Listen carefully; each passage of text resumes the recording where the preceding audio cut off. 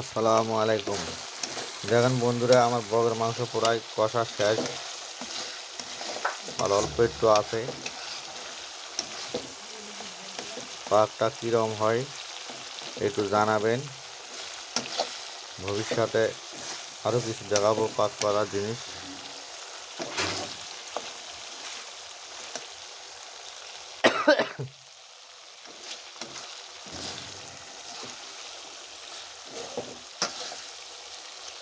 এটা হচ্ছে বগের মাংস।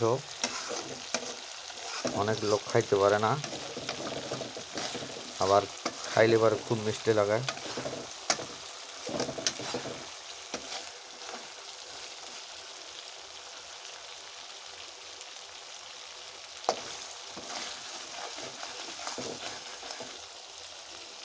শুধু তেলে ভাজা।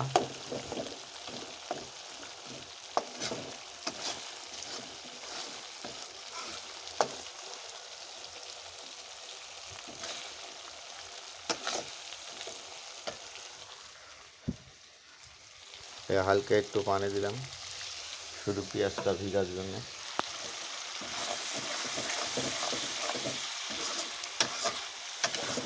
ঝোলটা একটু গাঢ় হবে, আর ঝোল রাখবেন না, ঝোল রাখলে মাংস ভালো লাগবে না। ঝোল সব একবারে শুকে ফেল দিবেন, শুধু পেঁয়াজটা ভুনা ভুনা হবি। আর মাংসটা তেলত ভাজে নিলাম। মাংসটা এই ধরনের পাক করবেন। যারা বগের মাংস কোনোদিন খান নাই তারা এরকম পাক করে খাবেন,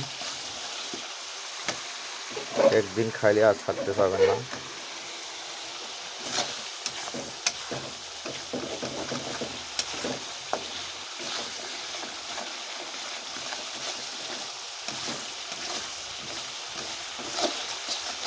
এই দেখেন মাংসটার কেবল কালার হইতেছে, লালটি কালার হয়ে হচ্ছে। মাংস পুরাই আমার পাক শেষ। এই দেখো বগের মাংস, দেখো এটা কানি বগ, এটা একটু মাংস কম। একটু ধারা বগ যেগুলো আছে অথবা পানি কাউড়ি সেগুলার মাংস বেশি হয়। দেখেন মাংস কালারটা দেখেন, পাক করায় অলরেডি আমার শেষ। এখন বন্ধু আমরা ভাত খাবো। সবাইকে ভাতের দাওয়াত রইল। বগের মাংস।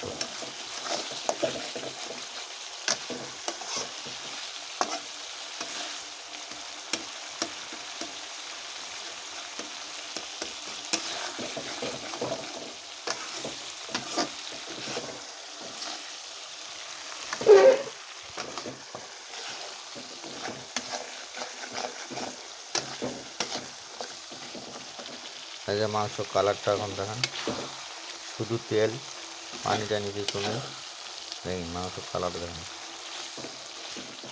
শুধু তেল তিনটা ভাজে নেবেন, একটু হালকা পানি দিয়ে পেঁয়াজটা খালি কষে নেবেন। আর যারা পেঁয়াজ শেষে দেন আমার তো পানি দেওয়ার কোনো প্রয়োজনই আসে না। আর পেঁয়াজ যদি না শেষতে পারো একটু হালকা পানি দেবে, দিয়ে গ্যাস শেষে নিয়ে নাড়া দিবে।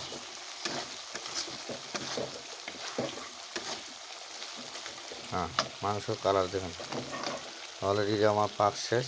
বন্ধুরা সবাই ভালো থাকেন, আল্লাহ হাফেজ। পরবর্তী আকর্ষণ দেখি আল্লাহ কি মিলাই, ভাগ্যে তোমার।